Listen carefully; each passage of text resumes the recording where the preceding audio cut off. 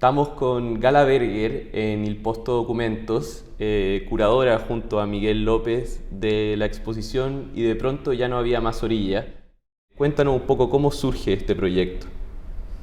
Bueno, cuando nos invitaron con Miguel López a curar la exhibición, estuvimos viendo la colección de Il Posto y nos sorprendió que hay muchas obras que tratan sobre asuntos ecológicos y sobre el medio ambiente, que digamos, la sorpresa no venía en el hecho de que eran artistas hablando de estos temas, sino que una colección hubiese adquirido estas piezas, ¿no? Casi como sin saber tal vez, fueron juntando o reuniendo este grupo de obras, y creemos que más allá de ser como una tendencia o una moda en el arte contemporáneo, la idea de que tantos artistas estén comprometidos o creando este tipo de obras que dialogan de alguna manera con un esfuerzo por pensar críticamente los sistemas extractivos del medio ambiente y cómo esto tiene una implicancia a nivel global, es muy importante, ¿no? Y que esté reunido en una colección de arte contemporáneo también tiene sentido si esa colección está tomando el pulso del presente, si es una colección que realmente está viendo lo que hay disponible en cuanto a creación de arte latinoamericano y ve estas piezas y las adquiere para sí. Entonces, cuando vimos las obras, se nos hizo claro que estos dos temas podían servir como módulos para pensar, porque están ahí, ¿no? Están presentes y no había que hacer como, no sé, meter algo ahí que no tenía sentido, ¿no? Sino que simplemente están ahí, están presentes en las obras todas estas temáticas, y más allá de que haya artistas que tal vez no lo habían enmarcado, también se puede leer desde ese ángulo, ¿no? Y en el fondo, ¿cómo se piensa el proyecto curatorial? Hablando también que estamos hablando de dos personas que curan la misma exposición y que la exposición se divide en dos partes. ¿Cómo se pensó esa estrategia? Bueno, nosotros estuvimos trabajando como co-curadores en un proyecto anterior con la comunidad Shipibo Conigo, que vive en Cantagallo, en Lima, en una zona periférica del RIMAC. Y desde ahí como que empezamos a entablar una conversación como curadores también. Y cuando nos invitaron a esta curaduría de una colección, se nos hizo también lógico que tuviera dos partes, pero los dos estamos implicados en ambas partes, ¿no? Como también una manera de dar un equilibrio, ¿no? Como lo húmedo, lo seco, dos curadores, dos personas, dos ideas diferentes que se unen también. Hablar un poco quizás sobre las obras. Hay quizás nodos también. Aparece la obra de Joana Unzueta, por ejemplo, la obra de Bárbara Oettinger. La exposición viene del nombre de la obra de Bárbara, ¿cierto? Sí, es parte de una exhibición que ella realizó con una frase de Levi Strauss que servía como para enmarcar diferentes producciones, pero sí, como hablabas de los nodos también, hay, no sé, como Winnie Minerva, Carlos Mota, Seba Calfuqueo, ¿no? Estos nodos que tienen que ver más con lo corporal, con la fluidez del cuerpo, ¿no? Porque tampoco se refiere a lo líquido únicamente con lo que está relacionado con el agua o con los estados del agua, sino también como una manera de explorar lo que atraviesa el cuerpo, que también puede ser fluido, ¿no? Los cuerpos son agua también y forman parte, ¿no? de un interés también por marcar la vida, ¿no? Y la continuidad de la vida como especies que depende de esta agua, de esta manera de existir. ¿Cómo se piensa también? Me interesa lo que nombraste antes sobre el presente. También considerando que la colección es una colección que tiene una raíz fuerte en obras de la neovanguardia chilena de los 70, los 80, y por otro lado artistas contemporáneos que están produciendo el día de hoy. La mayoría de las obras son obras que se produjeron entre el 2019, el 2020, 2022. Hay excepciones, por supuesto, como la obra de Carlos. ¿Cómo se piensa el presente? Bueno, como antes habíamos hablado, como esto es algo que está sucediendo en artistas en todas partes, ¿no? Como la idea de hablar del cambio climático, la idea de hablar de la historia política del extractivismo o de la crítica, ¿no? A las mineras, a la crítica a la contaminación, la crítica, todas estas dimensiones, diferentes layers de información que están atravesando ahora muchas de las producciones de artistas visuales. Creo que también tiene que ver con algo de que siempre las artes visuales son un escalón antes como de que muchas otras cosas se activen, ¿no? Como antes de los activismos, los artistas visuales empiezan como a trabajar temas. Y es un tema urgente, entonces como es un tema urgente es claro que los artistas visuales en todas partes lo van a representar desde donde lo estén mirando, ¿no? Si están pensando desde Chile, están pensando desde el desierto de Atacama, están pensando en los lagos del sur, están pensando en las luchas mapuches, ¿no? Están pensando en lo que es urgente para el momento actual, para el presente, y cómo ese presente que habla sobre algo tan urgente como el clima o como la escasez de recursos naturales y demás, es urgente también para el futuro, ¿no? Entonces es un presente que tiene que pensarse ya para poder como tomar medidas y para, ¿no? que las demás personas entiendan y entre todos hagamos algo que pueda ayudar a cambiar este fenómeno antes de que no haya ni desierto ni lagos, ¿no? Sí, lo que me parece interesante también de eso, que tiene que ver con la idea del flujo, es que hay obras, por ejemplo, como la obra de Regina José Galindo, que efectivamente pone como evidencia una práctica de activismo, pero también hay otras obras que son de alguna manera prácticas también quizás de activismo, pero más silenciosas, o sea, como que hay unas que son más denunciantes, otras que no, unas que son más detenidas, otras que son más activas. ¿Cómo se pensó esto también desde el punto de vista del recorrido de la exposición? Claro, la obra de Regina José Galindo tal vez la podría poner como a pensar con la obra de Naufus Ramírez Figueroa, porque son dos artistas guatemaltecos.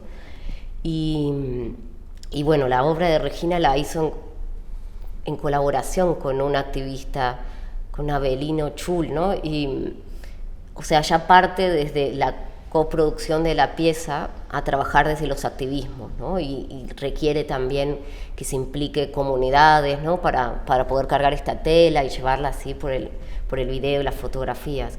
En cambio, la pieza de Naufus es mucho más íntima, ¿no? Pero de igual manera las dos son fuertes en el sentido de que las dos están hablando de algo que se acaba, ¿no? Naufus tiene este hielo que se va derritiendo, Regina está pasando por un territorio donde hubo un río y no está más, ¿no? Entonces, de las dos maneras hay algo que estaba y desapareció, ¿no? Sí. Y de las dos maneras también se habla de un luto, ¿no? De una cosa que es finita, que se evapora o que por cosas también mismas del gobierno de Guatemala, que no responde a ninguna de las exigencias de los activistas, que de hecho continúa con fuerzas represoras haciendo desaparecer o encarcelando injustamente activistas, ¿no? Como que es básicamente una política de muerte, una política de necropolítica en el sentido de, ¿no? de que ataca a las personas que luchan contra eso y a su vez condena a las personas que viven en el territorio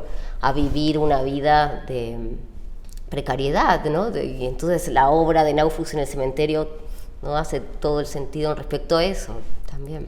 Sí, me parece también, o sea, importante lo que comentaste como sobre lo conocido y lo desconocido y cómo a veces estas cosas cercanas se vuelven como ajenas, o sea, este río que debiese estar, que ya no está, o también lo que ocurre con específicamente, quizás podríamos hablar del nodo o la conversación que hay entre Enrique Ramírez y Fernando Prats, ambos artistas que las obras que están presentes tienen la noción de lo líquido, pero también como de la exploración, de ese encuentro con lo desconocido. Sí, y eso también tiene que ver más anclado en Chile de nuevo, como con la idea del territorio, ¿no? Y de lo vasto y ¿no? El estrecho de Magallanes en el caso de Enrique, o de la Antártida con Prats, ¿no? Como esta idea también del artista como un aventurero que recorre, ¿no? Y que tiene que ver con otras partes que también, digamos, no todo tiene que ser como súper activista y enfrente, pero también son aventuras que se dan en un momento en que esos paisajes existen también, ¿no? Como si la Antártida puede ser un territorio de aventura y de investigación siempre y cuando no se haya derretido y siempre, ¿no? Como todo a su vez se entrecruza, ¿no? Como... A mí me parece interesante justamente eso que tú sugieres, porque en el fondo son obras que se preguntan sobre el problema de descubrir algo, pero la pregunta también es como qué es lo que se descubre. Y en Enrique a mí me parece interesante como a veces aparecen estos mares, pero que son mares como sin referencia, o sea, mares sin orilla, son mares que no se pueden reconocer. Sí, puede ser que también sea como una metáfora, una alegoría de que el agua sube y de repente, de pronto no hay más orilla también, pero sí, dentro de ese lugar también hay algo formal, ¿no? Como de hacer también una pieza que se sostente más allá de que conozcas o no dónde está ocurriendo, ¿no? Como... Sí. Y en ese sentido, bueno, pensando un poco en el recorrido, a mí me parece interesante como lo que ocurre también con los videos, porque es una exposición, bueno, está la obra de Paula Baeza Pailamilla, de Regina José Galindo, de Naufur Ramírez Figueroa y termina con Seba Calfuqueo. Cuando uno entra a la sala se encuentra con este sonido de las personas en el video de Regina José Galindo, son entre gritos, cantos, canciones, y uno termina con el sonido del agua. Entonces como que parte de algo más específico y termina con lo más general, que es el líquido. Y cuando uno llega a este líquido final se encuentra con la obra de Winnie Minerva, que como que a uno tiene que tratar de reconocer el cuerpo, no es algo que se encuentre en evidencia. Sí.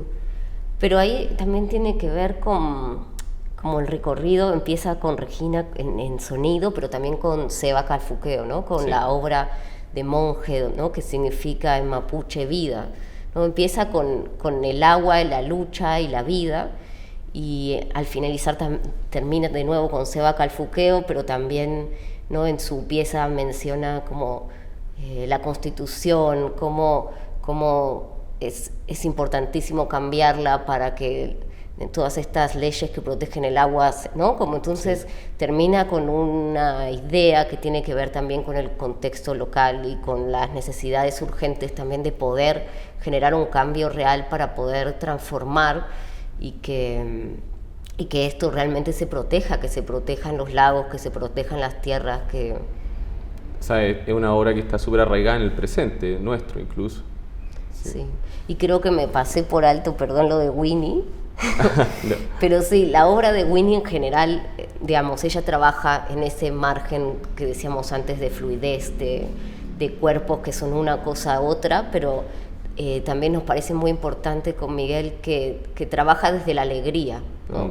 Desde los cuerpos y de las disidencias, pero no desde el lado como... No del cuerpo herido. No, sí, no del cuerpo herido o no del cuerpo trans o queer, que siempre está como en esta frontera de dolor, sino que está trabajando sobre la explosión, ¿no? Sobre la felicidad de vivir también y por más de ser un cuerpo disidente, ¿no? Como que no solo sea eso lo que te defina, ¿no? Que haya más para explorar. Y entonces todos estos cuerpos que son entre raíz, uña, teta, leche, ¿no? Como no se sabe exactamente qué es y dónde empieza una cosa y dónde termina la otra, es también una manera, ¿no? Y otras piezas de Winnie que de hecho no pudieron llegar para la exhibición, pero que eran súper pertinentes también, que vienen de su última exhibición Cerrar para Abrir, ¿no?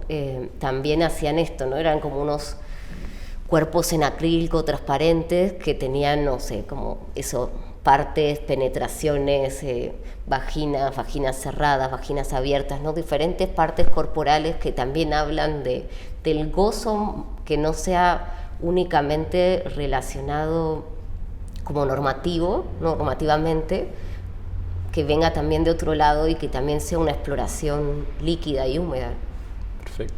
¿Y cuál, teniendo ya en cuenta ahora que esta exposición se inaugura, se abre, va a estar una serie de meses, cuál es el desafío para la segunda parte? Bueno, la segunda parte tiene más piezas, entonces el desafío principal va a ser como llegar a condensar en pocas obras y poco espacio las ideas que también tienen que ver con lo seco, con lo árido, con lo desértico, ¿no?